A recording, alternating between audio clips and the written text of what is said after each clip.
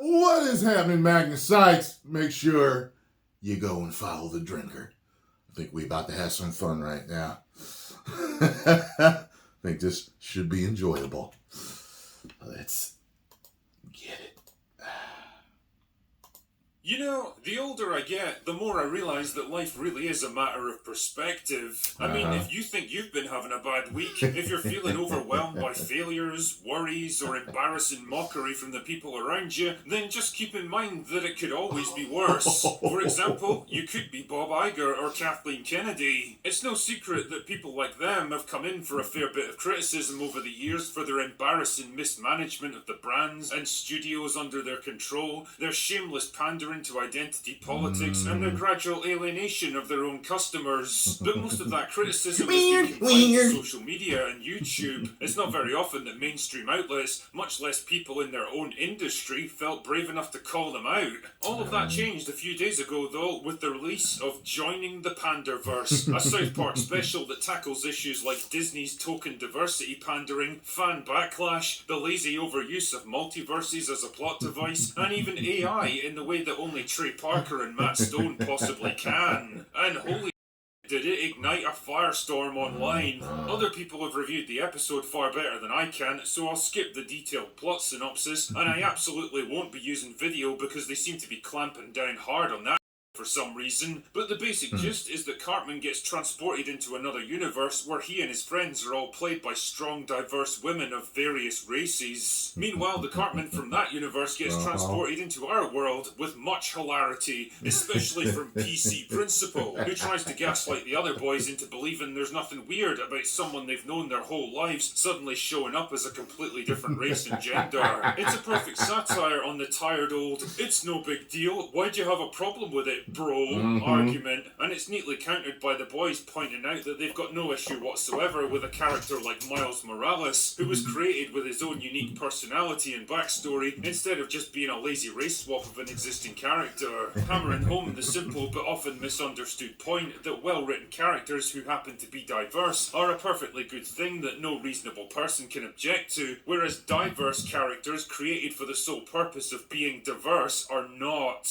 There's also a neat little subplot about all the handymen in South Park becoming insanely rich because everyone else invested their time and money in useless college degrees to the point where they can't actually fix or do anything for themselves now, and their jobs are all being slowly replaced by reactions AI. on YouTube memberships and Patreon Satire if you of the want to current see it. state of modern culture where people are racking up insane debts to get degrees they don't really need for jobs that are becoming obsolete anyway. But the real meat of the episode is the storyline between Cartman and Kathleen Kennedy, where we find out that Cartman's constant complaining about Star Wars eventually caused her to turn to the Pander Stone, a magical device that allowed Disney to keep making the same movies over and over for decades but still be massively successful. Again, a pretty biting observation about the real Disney. Although let's be honest here, I think Marvel were the biggest beneficiary out of that one. The more Kennedy relied on the Pander Stone rather than doing actual creative work to make good movies, the more it became corrupted and eventually opened a portal to another universe, allowing an evil version of Kennedy to come through with all her worst personality traits dialed up to 11 and lay waste to Disney's movies. As with most stuff that South Park does, the whole storyline actually provides a fairly balanced perspective on a highly divisive issue. And despite what you might have heard, the Kennedy from our universe is generally portrayed sympathetically as a well-meaning but slightly disconnected Hollywood executive who wants to make a positive difference to the world but lacks the creativity and dedication to actually get it done, and instead finds herself constantly reacting to other people's criticism, ultimately turning to a quick, lazy solution in the form of the Pander Stone. But the thing is, the only reason she does it in the first place is because of Cartman's constant whining and nitpicking about everything that she produces. Clearly the writers are taking aim at toxic fans who find reasons to complain about absolutely everything, and the evil Kathleen Kennedy from another dimension is a pretty smart parody of the monstrous, franchise-devouring being that a lot of people have created in their minds that probably has little or no connection to the mundane reality of the real Kathleen Kennedy. And to be honest, I'm perfectly fine with that. Believe it or not, it's possible to acknowledge acknowledge that there's a lot of assholes out there who are basically impossible to please, Oh, but yeah. also that lazy appeals to social justice and identity politics isn't going to silence them. If anything, it's just going to give them more ammunition to criticise you with. Very like true. I say, it's a classic example of South Park's ability to present both sides of an argument fairly, make fun of the most extreme and ridiculous elements, and suggest that maybe, just maybe, there's a sensible middle ground to be found.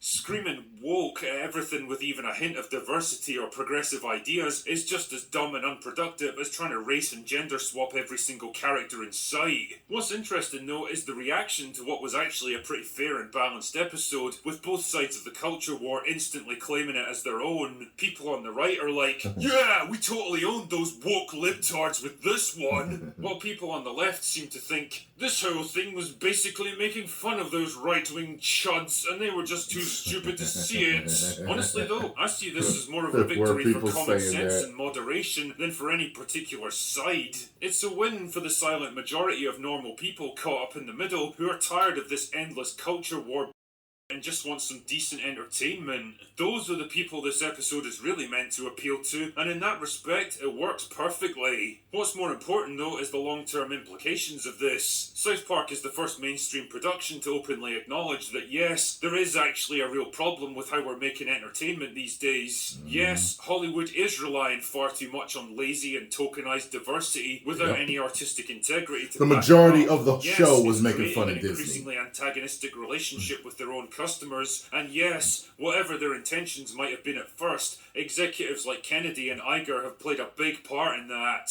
This might be the first domino to fall, but I suspect it's not going to be the last. The first step towards fixing a problem is acknowledging that it even exists, and that acknowledgement is out there now. It's being spoken about openly for the first time, and it makes me wonder how many other people that have stayed silent until now are finally going to grow a spine and speak up, now that South Park have paved the way for them. Well, Gina Carano has some stuff to say. It's always been that we can somehow find a way back to producing movies and TV shows that relied on good storytelling and character building to sell themselves, and not how many socio-political boxes they could tick along the way. That liking or disliking a new movie doesn't have to become the core of your entire identity, or a way of beating the other side over the head in a never-ending battle for dominance. We're still a long way from reaching that goal right now, but we've just taken the first big step towards it, and with a bit of luck, the next ones might just be a little easier. Yeah, we'll see. Anyway, that's all I've got for today.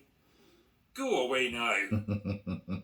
Yeah, so I'm hoping it woke them up. No pun intended. Yeah, like 98% of the episode was making fun of Disney's failures. So there's no way. I don't see how, the other side of the argument could think, oh, this is just about, you guys. And, I saw people arguing about it. I saw some Reddit stuff. I saw some Twitter stuff. But the majority of the episode was going in on Disney's failures. So, yeah, and they were nicer to Kathleen Kennedy than I thought they were going to be. I was like, they showed her now. I was like, oh, look, they're actually making her out to be nicer. So interesting. I thought that was interesting.